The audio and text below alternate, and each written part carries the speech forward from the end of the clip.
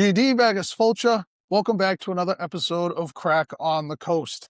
Another on-location recording for us today. We are here in Canton, Massachusetts at the Irish Cultural Center, and our guest today has his own story, but currently is the cultural programmer for the center itself, Mr. Declan Crowley. How you doing, Declan? Pleasure to meet you guys. Thanks for having me on today. No Thanks for problem. coming on. This is great. This is It's absolutely great to be back at the ICC too. Oh, Perfect yeah. time of year. Yeah. That's right. That's right. Perfect weather. They're striping the pitch. Huge weekend coming up too. I mean, it's going to be amazing. Yeah. And we're getting the inside track today. That's right. Before we get into the ICC, why don't we talk about your story and about how you came from upstate New York and now you find yourself here, Metro, Boston, running cultural programming for the biggest Irish cultural center in the area. Yeah, it's a lifetime honor for sure. But yeah, so started Irish dancing in 1996 after seeing Michael Flatley's Lord of the Dance, and just caught the bug early on. Started dancing with the Boland School of Irish Dance in Troy, New York. Okay. And I won the Oireachtas when I was 8 years old with them. Wow. And so then I think I was 9, maybe turning 10 years old. I transferred to the Brosler School of Irish Dance in New York and New Jersey. And that school covered actually 3 regions at the time. There were a lot of male dancers down there. So, as it can happen with young male dancers, you don't want them to quit. So I would have been one of those guys considering it when I was 10 years old, Sure. even though I loved it.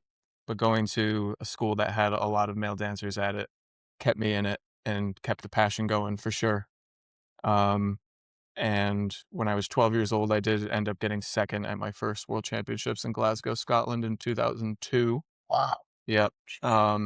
And just kept competing. It was obviously the biggest activity in sport in my life growing up. So the dancing was the first thing that got me into Irish culture. When I was 13 or 14, I started playing the Cayley drums under the late Jimmy Kelly, Sr. from Albany, New York. Okay. I was taking some drum lessons from him, and on my way downstate from upstate New York, I would then stop in East Durham in the Catskills or Pearl River, which is a hotbed for traditional music in New York too. Yeah. And I would compete with the Pearl River Cayley band. That included Margaret Dudasick, Maeve Flanagan, Blaheen Loughran, and a few other big names from the New York trad scene. And so that was part of my teenage years. And again, it went hand in hand with the very demanding Irish dance practice schedule in greater New York City and northern New Jersey. Wow. So we're talking... And how old are you at this point? So started dancing at the age of 6, then did my transfer to the Brosler School in, I think it was the year 2000. So I would have been 8 turning 9, and then danced competitively with the Brosler School all the way until I was, 18 years old. We'll get to that in a moment. But, Sure. I'm also realizing how much younger Declan is than me. 35. I'm starting to feel it. Yeah. I say that all the time about everybody, so it's okay. I say that about him. We're all going the same direction. At the end of that. That's true. That's a lot of commitment at a young age. And I unbelievable. have my parents to thank too, because yes, it is an all-in commitment. You'll hear it a lot too from Irish dancers, parents, and families that it takes a village, and that's for sure. So I have my parents to thank, my late grandparents as well, that brought the Riverdance VHS tape home after they saw the show in 94. And I think I was too young to really internalize it at the time. But then when I saw Lord of the Dance on TV in 96, that was it. Wow. But I thank them for even having it on their radar, because if they didn't show me, I might not have known about it. So Sure, yeah. I have my family to thank for sure. Um, and my mom's side of the family is from Queens and Brooklyn, New York too. So the New York scene is where I'm originally coming from, of course. Um, but yeah, interestingly though, so I already had the dance rhythm. So when I picked up the Ceilidh drumsticks with Jimmy Kelly, I already had over 5 years of percussive Irish dance instruction. Sure. So it was relatively, I wouldn't say it was easy, but like I already had embodied the rhythm. So then the rhythm patterns, I didn't really need to be taught that because I already had it from dance. So it just took me about 1.5 years to learn the sticks. And I still do play on occasion. Um, but, I would love to play more as a Ceilidh drummer. Um, But now, for me now with the Irish Cultural Center, it's just about supporting everybody that comes in here. And I often will say too, I live vicariously through professional musicians, of which I would not qualify myself as a professional musician. I just know my way around some drum kits. Gotcha. So you said that you danced up until 18, Yeah, and then at what point do you make that jump to professional dancer? right. Yeah. So competed every single year globally at all the major championships around the world from age 10 to 18. I did win the All Irelands when I was 16. Wow. So that was a big year. And Kind of buried the lead on that one. yeah, won the All Irelands when I was 16. I got second, third, and fourth at every world championship. I'm in the Close But No Cigar Club. I'm the world championships, never won the world championships. But when I was 18, the world championships were in Philadelphia that year. It was 2009, and I got fourth that year. But I was hoping and already looking at getting into Lord of the Dance, and I was actually invited by the dance master at the time, Marie Duffy Pask, to audition for Michael Flatley's Feet of Flames, which was going to be touring Taiwan that December of 2009. Wow. So I filmed an audition tape, sent it to the Lord of the Dance office in London, and I got into the show that summer of 2009, but I was already queued up to start my freshman year at the College of the Holy Cross in Worcester, Massachusetts. So started that first semester, 2009, fall 2009, and then took my final exams early December 2009 so I could get on a plane to Taiwan to do my first Feet of Flames gig Wow. led by Michael Flatley. Yeah. So not only just you're talking about the excitement of being able to do something that you probably have always imagined, You're right. but then on top of that, performing at the collegiate level so that you could get your degree done and get your testing done so that you could get on a plane. Yeah. Yep. Yep. Wow. And the mentality that I had at the time, and frankly still do, if you're a dancer with opportunity or a performer in any regard, a young performer that is, you kind of need to say yes to everything. And that includes school. Like you still enroll if you're in school, you're in a program, you have a line of study that you're committed to. You enroll there, you kind of say yes to any tour offers that may or may not come in. And then if they do materialize, then you can make adjustments in real time depending on how it goes. Kind of the running joke in the Irish dance touring world was always, it's not real until there's a plane ticket in your inbox. So you wanna cover your bases, especially if you are on an educational track. Like by default, you want to make sure that you're covering your bases academically. And then if and when something materializes, you can adjust accordingly. So it's a good problem to have if you have a lot of balls in the air. Sure. So talk to us a little bit about, you're here from a very young age, incredible level of success, probably all the discipline in the world for a young man to be able to put that together. And then you shift gears, and now instead of being competitive, you're dancing professionally. a performer. What was the what was the change like that? I mean, was it more practice? Was it less? Was it, is there a different focus in terms of your professionalism and your Right, art? right. For me personally, I was always the dancing for me just because I didn't have it in my immediate family, even though they were fans of it. For me, it was always about performing, and getting to the big stage. So that's what informed my competition as well. Okay. The school I went to was incredibly competitive and very intense. For example, practices before the World Championships could be upwards of 8 or 9 hours long. So I like to say that a lot of the hard work was done from age 9 to 18, as far as the technique and the drilling and the incredible amount of hours that went into the craft and the skill set. So then the show performance side of things, because it was already in my heart, and that was like the that was the you know the core of my passion anyway. That then the performing side of it was comparably a bit easier than competing because you already had the discipline of the skill set already.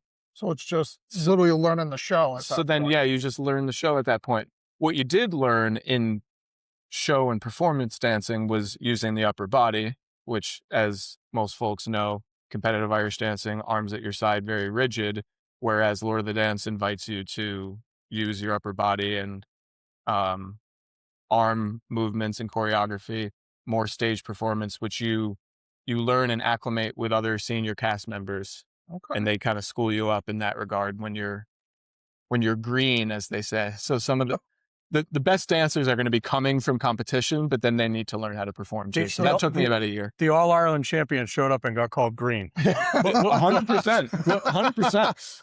What was that like? It was, for me, it was just so fun because for a lot of those cast members, I already knew some of them, and they knew I was coming, like a couple of them from the New England region, the Mid-Atlantic region of the United States, and then some of my friends from the UK, Ireland, and Scotland. They would have been maybe competitors that had gotten into Lord of the Dance a couple years before me. So we were even in touch before I arrived to the show about like the do's and don'ts and the best practices and tips and tricks. So it's a large global community, but it ends up being very tightly knit, as far as just everyone keeping an eye on each other, knowing what questions to ask, and just how to kind of survive on the road when you're, fresh out of high school for many of us. Well, and that was one thing I was going to bring up is when you said that when you first joined the show, all of a sudden it's not even in the States, it's not in Europe, it's Taiwan, Yeah. which is a total different. Yep. That in itself had to be a culture shock on top of Yeah, the new venture. for sure. It was crazy to have that be my first gig. But like I said, like I had already been, Facebook was kind of the main platform at the time. So everyone was like pre-prepping for months prior to that, December 2009, with some of the cast members that had already been there in years past anyway for Fate Okay. of Flames. So we were well versed on the do's and don'ts of traveling. But yeah, I mean, it was crazy to fly 16 hours on 2 flights for the first gig.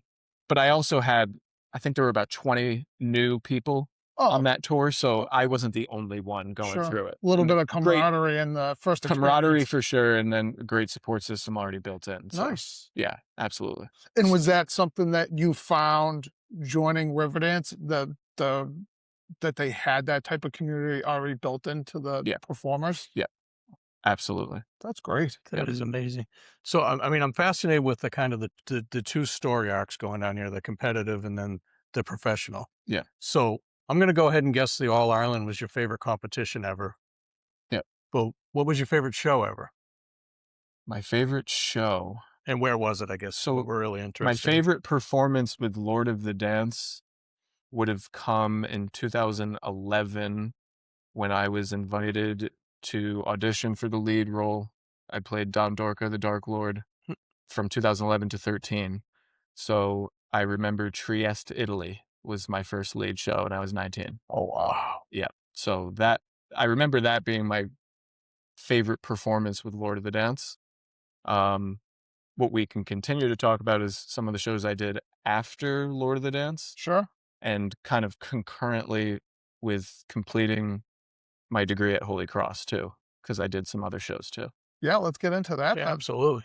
So to just back up a little bit, 2009, Feet of Flames. Then I was invited to join the American cast of Lord of the Dance. That was Troop 2 at the time. I did that American tour all of 2010. Not all of 2010. I should say the spring of 2010, America, and then fall, winter of 2010 was France, Germany, and Belgium. And I was with that cast at that time. 2011, I go back to college. I go back to Holy Cross. And at that time, it was my second semester freshman year. My class caught up to me. They were sophomores by that point. But I moved back in with my roommate because he kept my spot for me for a year, which was awesome. Then I start what would be my sophomore year, fall of 2011, my age group, their junior year, but Lord of the Dance called me September 2011 to come back to do the principal role. And I took a second leave of absence from Holy Cross to tour from fall 2011 until spring 2013. And those are the years that I was the principal dancer with Lord of the Dance. Sure. And then 2013, when I was done, then I went back and finished my degree. And your degree is in? English literature. Okay. Yeah, Bachelor of Arts from Holy Cross. And then I graduated in December of 2015 at the age of almost 24. So kind of tough to go back to school after touring the world. I think when I came back to school, I was 21, turning 22 as a sophomore. Oh, So I was older. yeah. How small did Worcester feel after doing all that? Yeah. But I'm very happy that I went back and finished that degree. Oh, though. yeah. Sure, yeah.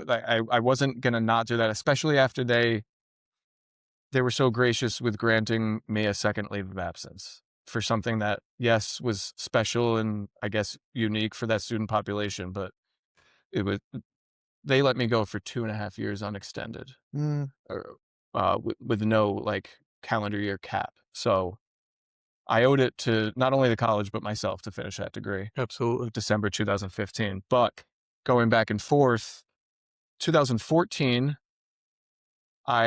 December 2014, I did a show called Irish Celtic Spirit of Ireland, which is produced by a French company, Indigo Productions, in Paris, France. And they work with talent primarily out of Dublin in the UK. But I was, I guess, the token American that got to join that tour too, as well. The choreographer of Irish Celtic Spirit of Ireland, one of them, is Jimmy Murrahy, who went to Stonehill College in Massachusetts and has been in Dublin for the past 20 years plus. And he's a original lead dancer with Lord of the Dance. So that show was also awesome to do when I was back at college after Lord of the Dance. They were able to get me on a couple of like 5 and 6 weeks tours with Irish Celtic. France, Germany, Switzerland is what we were doing at that time. Short stints. I was definitely still wanting to perform even though I was in college. And there's plenty of instances of that with college age dancers that can still be at school, but on their summers and holiday breaks, you can jump into a tour. Wow. So that worked out pretty well. But then, yeah, like Irish Celtic, then I did Titanic Dance in 2016. That show was produced out of the Millennium Forum Belfast Okay. in celebration of the Titanic's centennial in 2012. Mhm. The original show was Belfast. I got to jump on an American iteration of Titanic Dance in Branson, Missouri in 2016. And that was an incredible show too.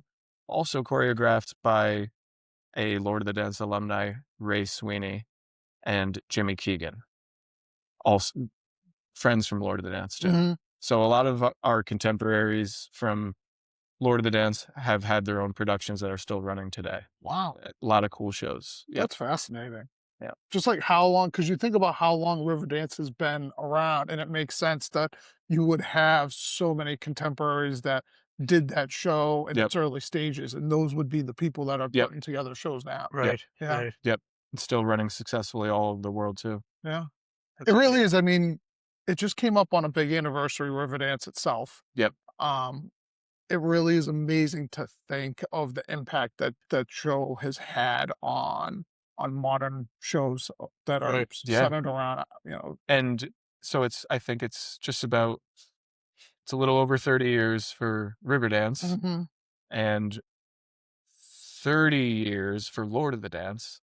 Um, and that is, compared to other dance forms, commercial Irish dancing is not that old. Hmm. Like Right. it's kind of newer. Like ballet, that's a 300 plus year old discipline as far as being seen in theaters and opera houses all over the world. Irish dance is an ancient art form, and it's been in the United States for over 100 years. But then seeing the commercialization of it in the 90s and all the iterations and new shows that are coming out in the wake of River and Lord of the Dance, in many ways, I feel like this is early, and we're still going to see a lot of amazing new creativity. You think of Alan Kennefick from Cork has had Prodigy, The Revolution. You think of the Gardner brothers, they are taking over social media for sure. They are alum of Celine Hession in Galway, Ireland, also Riverdance alumni themselves. Um, so many projects that were started in the 2000s and 2010s that are taking shape as we speak, and there's a lot of global success. And I'm forgetting so many. Like I could there maybe one day a book needs to be written about everything that's happened since 2000 to date. But the history is being written as we speak, and there's a lot of volume and a lot of popularity globally. Um, so So you would mark the cultural genesis of all of the contemporary Irish dance to the original sort of Riverdance impact. at least for my generation, right? But then that Riverdance generation, Green Fields of America with Mick Maloney, Hmm. Donnie Golden, who taught my teacher, Kevin Brosler. They were doing festivals in the late 60s and early 70s. I know Donnie Golden was dancing with Green Fields of America and Mick Maloney and those bands at the Milwaukee Irish Festival in the early 70s. Hmm. So there was a lot going on there. Michael Flatley was dancing with the Chieftains in the late 70s, early 80s. Right. And that's kind of when he was creating his own dance form. And that's, we know what that then became in the early 90s with the two shows. Can't forget Jane Butler, who is a um, alum of Johnny Golden too. She was the original lead in Riverdance. Right. Right. Hmm. Um, so we're actually hoping to have Jane Butler back in 2027. She was here at the Irish Cultural Center in May of 2025, I remember that. and she interviewed all a number of New England Irish dance teachers in our library, Oh actually. wow. So she was here for a few days, and we did a short event while she was here. And you got to meet her, and Yep.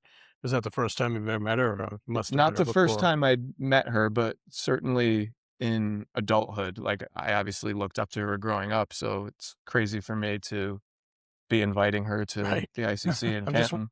I'm wondering what that interaction was like, because here you Yeah. are, Yeah. so accomplished since 19 years of age, and then here you are today, and she's at an event where you're Anyone, working in kind of like yes, crazy full circle. right. Anyone that has performance credentials and competition credits like me, we really do owe it to that prior generation Yeah. though, because they built the house, like they built the network of opportunity that then the likes of myself and past, current, and future generations get to avail ourselves of because of what they built. Um, so it's just talk about a passing of the torch. Yeah. And that's a big reason why I'm so passionate to be with the Irish Cultural Center, is to continue to give back, because I am well aware of how lucky I've been with opportunities. Before we get into the ICC, I mean, you talk about passing the torch and how commercial performance of Irish dance really would be, like you said, in its infancy compared to a form like ballet. Yeah. How do you see it? Because you said that you're now a teacher of Irish dance. That's something you do outside of the cultural center. How do you see that torch being passed now to that younger generation that's coming up and finding it? Yeah. Um, so what's definitely been cool to see is how popular it is globally, from the even something as practical as a social media presence. So Mhm. you're gonna get interest from demographics, populations, and areas of the country and the world that might not have known about it, except for everything that they see in the media world. So we're seeing a lot of popularity in Eastern Europe, in Australia, in Asia, in Russia, in Mexico. So there's so much going on with new interest, because in my generation, I guess you could say, it was the United States, England, Ireland, Scotland, Canada, and I personally don't recall any other participating countries or regions of the world. Now it's truly globalized, and that's been happening for the past 10 years, or maybe more. But I've just noticed a complete uptick in global participation with Irish dance. On the local level, and to your question, like the passing of the torch, there are so many incredible um, former competitors that are some of the best teachers you could imagine right now. And often they are either starting their own schools or taking over for the schools that they taught for. Um, and there's plenty of appetite, like certainly all over the United States. The New England area and the Mid-Atlantic region, the East Coast of the United States, it's been popular for a very long time, Right. but we're seeing it, like I said, certainly other regions of the world, and then um, Middle America, big time. There's a lot going on out there too. Um, so yeah, I mean, there's a lot of new volume, and it's exciting to see, because what was a family folk activity prior to these commercial days is now, it's big time entertainment industry stuff, Mm. from a performance perspective, but it all boils back down to the tradition. And I think a lot of Irish dance teachers are needing to remind ourselves of the tradition that we came from, um, and respecting, the traditions that all of this performance opportunity comes from. So we're very careful to know where we came from. Sure. Yeah, that's Yeah. important. It's always so inspiring too, whenever you hear stories, the Irish culture, as usual, spreading out all across the world. I mean, Yeah. And like you were saying, like social media, one of the most fascinating and one of the most enjoyable trad groups that I see on social media now is like out of Japan, Yeah. and they're called Pinch of Snuff. yeah, yeah. And they're to watch them, and they actually traveled and played in At the flaw, probably. yeah, Yeah. and in Ireland, and the crowds they pulled in, Yeah. and you're talking about a lot of people that can't even speak English, Yeah. and they totally just absorb the culture of the music, Yeah. and I'm sure that's the same for dance with regards to, like you said, internationally now. Yeah. Yeah, it's The just it's such a common story, even with sport. I mean, I was so excited when they had a hurling exhibition at the Olympics last year, Mm, and to find out that in France and Italy, I mean, they everywhere they see it, they fall in love Yeah. with it, and you have just top athletes getting involved. Um, like I said, I'm always just so proud when to see how the Irish culture spreads, and it's not just in our backyard in the Boston No. area; it's in the whole world. Although I do have to ask you, where would you say, in terms of talent with the dance these days, the best talent is coming from in the United States? Would you say it's the Boston area, or Oh man, that's a tough question. You just put him on the spot. It's funny, like only because it's not that hard of a we question? could we could say the East Coast just Okay. because there's high volume and there's been multiple generations coming out of the East Coast in the United States. Yep. We could say that. We could say, let's not forget the Chicago area Okay. and Indianapolis and Illinois, big time. West Coast, LA, there's talent there. There's talent in Texas. There's talent. You'll find that wherever there's major metros of the United States, like that's where the talent could be. But some of the best talent is going to come from, like I was saying earlier, it could be coming from Mexico. We're seeing Russia. We're seeing Eastern Europe. New talent. Of course, England, Ireland, and Scotland will always have incredible talent coming out of there too. But what is awesome is to see new talent from regions of the world that might not have had it in the 20th century, and now they have it, and now they're showing some of the other regions that have been at it for decades. There's talent coming from anywhere, because there is an element of this where you can't teach some of it, right? Mhm. So like, it's interesting to see where talent can come from, and yeah. So social media, Mexico. There's a lot going on in Mexico, Russia, Japan, China, Taiwan. There's a school in Taiwan, and that goes for the music as well. Sure. To your point, Michael, there's a Japanese Ceilidh band. I think it's called the Toyota Ceilidh Band. There was a standing ovation at the Fla a few years ago for the Toyota Ceilidh Band from Japan. Wow. At the Fla. I wasn't in attendance, but I've watched the video about 10 times. And that's like a way of saying thank you to the country that gave the world its best export, which is its culture. Right. So it's just such an honor for Irish people to see their cultural art forms being perfected outside of the country itself. Sure. Absolutely. Yeah, absolutely. It's always so fascinating to hear how the spread. I Yeah. just can't. Doesn't matter what you're talking about. I mean, I did press in Hong Kong in 2018 when I was with Irish Celtic in an Irish pub. That's the other thing too. Like, wherever you go in the world, there will be an Irish pub. Yes. My God. So let's we'll transition a little bit, get to your day job. Mm-hmm. We sit here, we're recording today in the Heritage Pub. That's right. At the ICC. Today, the day of recording is April 10th. I know tomorrow is a big day, not just for the cultural center itself, but also the Heritage Pub. You guys are having kind of like a new grand opening. Yeah, new grand opening. Grand opening of the Heritage, Saturday, April 11th. Emmett Donovan is our pub manager. New chef, Marvin Cruz, new menu. It's going to be an incredibly busy day of games, music, traditional music in the pub, live music in the tent for the ladies football championships, and the weather looks amazing. So it's going to be an incredibly busy day. Perfect day for a grand opening of the Heritage, though, of course.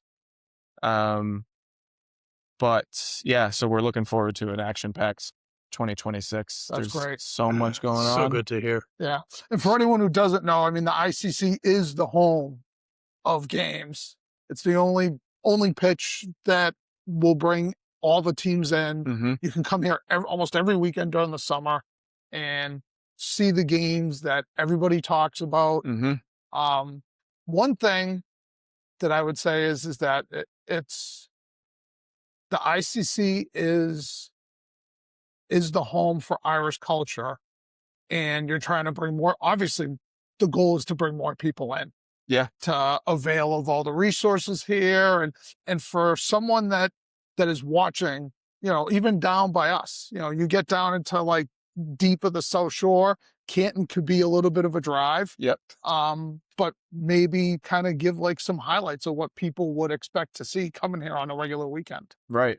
A regular weekend from now on is going to have, there's a action-packed game schedule through October, be it camogie, Gaelic football, rugby, and there's I'm actually not aware of a sport beyond baseball and basketball that's not played here. Like every pitch sport is here.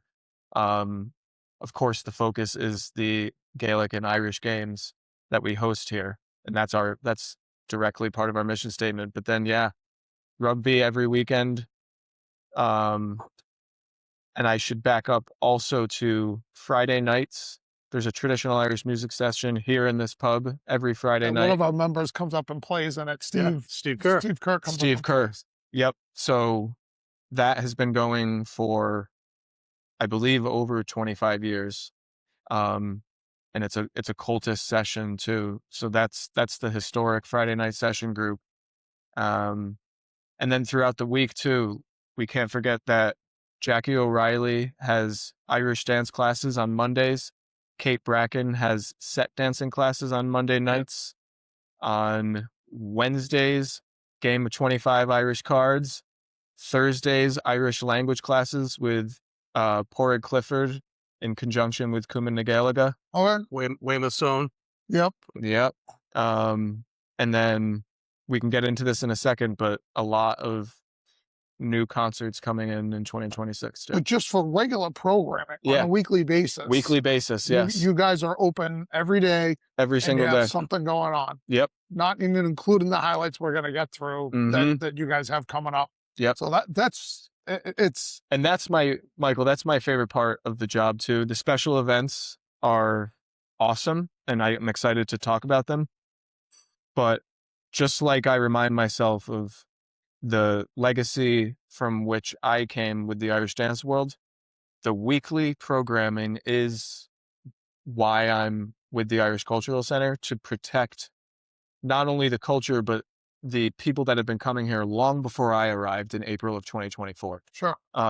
So that's why I mentioned Jackie O'Reilly, Kate Bracken, Pat Clifford. We have history classes that are hosted online. Amazing. And then Saturday mornings, Westwood School of Music with Dennis Galvin, who is a All-Ireland Accordion Award winner, and his students, excuse me, over the last 40 plus years have an impressive list of awards themselves at All-Ireland and Mid-Atlantic Flaw Championships. So that's on Saturdays. Wow. So it's something every day for the culture. And that's why this is, quite frankly, a lifetime honor to be programming all of it. Sure. That's awesome. I mean, you're definitely so passionate about it. And we were talking beforehand and you're passionate both through. But I mean, I have to tell you, I'm a member. I've been a member for a long time and it is incredible. No matter what anyone says, it's not that far from the South Shore. It's right up the highway. I know, but Yeah. I'm just Plenty of great parking. But if you want to broaden your understanding of Irish heritage, culture, if you want to learn a little bit more, if you want to do something with the family, join. I mean, the value far outweighs the cost and the opportunities that you'll get. I mean, I was joking earlier, but I got a deluge of Facebook and email and Instagram about what was going on this weekend because it's just so much going on. You can't even Declan had to make a list. So please consider coming and join. I know you'll probably talk more about it, but I mean, the national GAA championships are here this year. Yeah, sponsored in part by the Ancient Order of Hibernians. Right. And it's amazing when they do come to town. I mean, we were here 2 years ago when the US GAA team played a warm-up match here before they went over to Ireland. And it was just fascinating. Players from all over the country. Yep. I thought the better players on the pitch were the ones from Boston anyways. I let people know that. But the atmosphere is unbeatable. I mean, world-class music, world-class athletics, cultural, historical.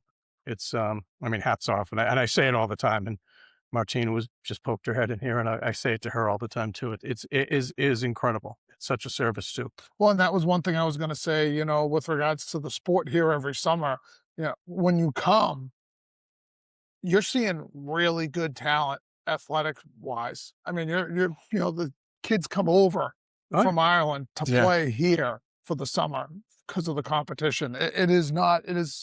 You're not going to get this anywhere else. And the only thing I wish is that I played GAA growing up. Admittedly, I'm a lacrosse player from high school. That was helpful cross training with my Irish dancing. right. But I like just like I live vicariously through professional musicians. Same can be said for some of the guys, board members, volunteers, and people that have come before me and that still come back. I'm learning about the games and the history of that too, which is an incredible honor. I talk to my dad about it all the time, and he'll just be like, "It's a shame that we didn't have it in upstate New York because we would have been playing for sure." Sure. Yeah. But yeah, so to your point though too, August is going to be a massive, massive month too, with the championships coming in. The live music for that is going to be incredible too. And I can't believe how fast it's coming up. I know, Oh but my God. Yeah. You're going to blank. yeah, you So- have to experience it because you're watching a match. There's unbelievable music going on over in the tent. You walk right up, get something to eat, and drink if you want. Yep. Here in the pub, and it's unmatched. And I don't know, when I talk to my friends and family from all over the country who share our heritage and interest in the Irish culture. I don't know anybody that enjoys this kind of atmosphere anywhere else. I mean, Yeah. it's just when I tell people what goes on here, they're always amazed. And more often than not, when you have visitors from outside of town, they want to come. Yeah. So And I think the mission statement of the Irish Cultural Center is, it couldn't be more powerful. Nope. It covers everything, and there's something for everyone, regardless of where you're from, what age you are. There's something from quite literally for everyone. Which again, like there's so much to be said for the founders that built this facility and what they were thinking and what we're trying to carry forward for future generations. Like, it's just such an honor to even be a small part of speaking on their behalf and just carrying it forward. It's yeah, I mean, I'm emotional about it because in many cases I can't even believe it sometimes. Sure. But yeah, busy, that's for sure. So we're busy. What are the highlights with regards to the Yep. big events? Things coming up. Yeah. Saturday, May 2nd, we're expecting a pretty packed tent for an 80s band called Dark Crushes from Milton. Okay. Yeah. So we're stepping outside the Irish culture for that night a little bit, but Saturday, May 2nd, that's going to be a big one in the tent. Ryan McComb is a dancer that I grew up dancing with in the Mid-Atlantic region, but is an adjudicator and teacher of Irish dance based in New York in Yonkers. He has a trio coming up to play in our upstairs room on Saturday, May 16th. Oh, wow. And he's inviting all of the Irish dance schools from the New England region to come join him and do a step with himself and his band. Very cool. Saturday, May 16th. Neil Byrne from Celtic Thunder will be here on Monday, May 25th, which is Memorial Day. So if you're around for that weekend and you're not traveling, please come check him out too. He's known for Celtic Thunder, but he'll have his own show called It's an Irish Thing, Monday the 25th. Then Saturday, June 27th, the incredible Don Stiff, Trevor Sexton, and Jer O'Donnell will be playing in the tent too. Wow. That's going to be a big night. Don Stiff is an incredibly respected singer from Ireland. I've gotten to meet him a few times over the years while I was touring with Joni Madden's Cherish the Ladies. So again, full circle for me to be bringing him in. Shout out to promoter Pat Nee with Oh, yeah. PN Entertainment. Yep. For bringing those guys in. He does an incredible amount of work with getting them over from Ireland. And then excited to announce Gareth on Saturday, July 19th. Excuse me. Gareth is on Sunday, July 19th. He is an up-and-coming country singer from Tyrone, Ireland, based in Nashville. Huh. And he was just announced as a CMA artist for 2026. So he is coming off a performance at the Grand Ole Opry not too long ago. He took over social media big time end of 2024 into 25. And so he's been on my radar for over a year and a half. So we are truly looking forward to having a major upcoming talent in Gareth here in the tent on Is the Sunday, tent July big enough for 19th. him? We're hoping so. It seats 350, but we might need to add some chairs to the back. Yep. So that gets us through the summer. Yeah. That's the big things that we have booked so far. More to be announced, as things typically do with touring artists. And as usual, you keep an eye on social media. That's Right. how Mhm. everybody promotes everything now. That's so. right. That's right. Wow. irishculture.org. If you haven't been there before, that's our main website. Our events calendar is posted in our bi-weekly newsletter. So you'll see updates that come out every 2 weeks. If you haven't been to the ICC before, please do come down for all the reasons we've talked about, be it a weekend or a weekday for one of the programs or classes. And yeah, especially excited about the new menu, the new brand of the heritage. And yeah, like I said, just keep your tabs on the newsletter and the website and all of our social media pages, because announcements happen every week. Oh, I can imagine. Yeah. I can imagine. So one last question I would have for you is, what is the most difficult part of the job you have now? You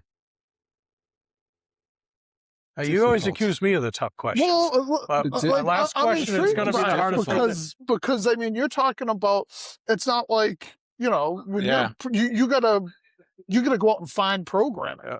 Yeah. I mean, that's Yeah. I'm just saying that's one of the hardest questions ever on Crack on the It Coast. is. So No, take your time, Declan. it's I hard. got your back. It's. Do you know? Before I answer this, it's hard for me to give you an answer because I love it so much. sure. It might mask some of the things that are tricky. So maybe I'll admit that artist communications and touring booking is basically a 24/7, 365 I bet. endeavor. Yeah, I bet. Yeah. So there isn't. I'll say this: it's not a typical 9 to 5. Of course, it's not. So I guess the only thing that would be hard is just that it is effectively a 24/7 effort. But I could think of nothing better to be doing this consistently, because anything worth doing, which, again, the mission statement being so strong, it should be difficult. And what an honor it is to have it be difficult. Sure. It's demanding. It's, you gotta take time where you can, but I'm just so excited that I have a problem taking a break. Time management. Yeah. Time management maybe is a tricky culprit sometimes. Well, they always say if you love what you do, it's not a job, right? Yeah, exactly. Yeah, your passion is so evident, and the outcome is undeniable. It's an incredible place. So it'll be 2 years on April 18th, but in many ways I feel like I'm just getting started, and it's a credit to the incredible team and board and volunteers that make this all happen too. Yeah. There's plenty that goes on with support and volunteer hours, in some cases that I'm not even aware of on a day-to-day basis. So there are countless unsung heroes that support the Irish Cultural Center. And it's my honor to meet so many of them and invite new folks in. But again, the founding directors, the board members, that give of their time, talent, and treasure, to continuously keep giving back and protecting the mission that inspired the building of this place. So, yeah, Kind of crazy that I can remember when the building wasn't here. You know, Yeah, I can remember that. I can remember that. You know, I mean, I remember when the festivals used to happen at Stonehill College. I mean, that's I remember that too. yeah. What was that? Well, this is great. I'm so glad we could come and visit the thanks for having us. ICC and you having us and having a oh conversation. my God, This is great stuff. I just thanks think to you it's guys. so important, and this is part of the reason why we started this, is to highlight the people that keep our culture going and keep it relevant. Mm-hmm. And there's so many people that are doing that Yeah. you're behind the scenes. Everybody doesn't realize all the work that goes into it. Mhm. Right. And everybody doesn't realize the massive amount of special people, like you said, like the volunteers here at the ICC. I mean, the people that we've been lucky to interview so far as part of this podcast, everybody that does what they do, it's not just a job, it's a passion, and Yeah. they're very cognizant of what came before them and what they want there to be after they're done. Yeah. And I just think that's a major part of what we're doing, what our mission is with the podcast. So Yeah. Yeah. I mean, yeah, thank you guys for not only being here, but some of your regional knowledge and historical knowledge of this part of Massachusetts too. Granted, I'm a transplant from upstate New York. I went to Holy Cross in Worcester, but it's been some years since I've even been back there. So just hearing the full circle nature of this is a huge deal. And yeah, a huge thank you to our board president, Martina Curtin, Mhm. and everything that she does behind the scenes. And just the entire diaspora, not only in the New England region in the United States, but the whole world. This is the largest Irish cultural center in the United States, with this now 61 acres of property and land here. that's incredible. It's unbelievable. And as an Irish dancer, I might selfishly say that this is one of the capitals of Irish dance in the entire world. That's what I wanted him to say earlier. That was all I was looking for. Yeah. Yeah. Thanks for coming out, folks. Yeah. But that's just the dancer perspective too, Sure. because you could say it's the home of GA, it's the home of Irish music, it's the home of the best Irish food and beverage. It's the only question is, what isn't it the home of, right? Oh my gosh. But yeah, I just can't thank you both enough for coming down, and I am so happy that we had this time to spend and chat, but to even be coming back down, because I know it's been a little while for you guys too. So Yeah. Oh my God. But this, like, coming here today and the sun being out and them lining the pitch, it's days like that that give you like the itch to be like, man, it's been a while since I've been here and I'm ready to come back. nice. Yeah. I say it all the time down on the South Shore. It's just not that far. No, it really isn't. And you know what, too? Incredibly close. It's not that far. This is also coming from somebody whose parents drove him 2 hours one way for Irish dance classes. It's not that far, but guess what? The parking can't be beat, right? Like, Oh no, I was going to say that. If you come here, like a lot of people will ask that question, Yeah. the amount of parking that you guys have, it's Yeah. immense. Yeah. So there's no way you could come here and be upset that Yeah. you can't find a spot. there you go. Yeah. Oh, yeah. Except for some really, really, really busy weekends. That's when it gets a little tricky, but still, it beats downtown Boston any day of the week. Oh So, Lord, yeah. and Oh, Lord. everything. yeah. Well, again, we want to thank Declan for coming on today. This was a great conversation as usual. And how we always put it, this is obviously the success of us, and us having the initiative to keep going is based on viewers. It's based on input. Just as we've had before, Declan was a great recommendation from our friends over at Bridget's. That's right. Lorraine Yes. was the one who reached out and said, you should get Declan on the show. And so They should actually Thank get a you, producer Bridget. credit for I all know. the guests that they You know, I recommended. think they're doing that because Lorraine won't come on the show herself. Oh, yeah. Oh my God. But no, I thank you to them. Thank you for everybody for watching, and follow us on social media. And if you have any ideas of who we should interview next or input on the show, you can email us at craiconthecoast@gmail.com. That's CRAIC on the coast @gmail.com. And that'll be it, folks. Thank you for watching. Slán. So, Craic on the Coast.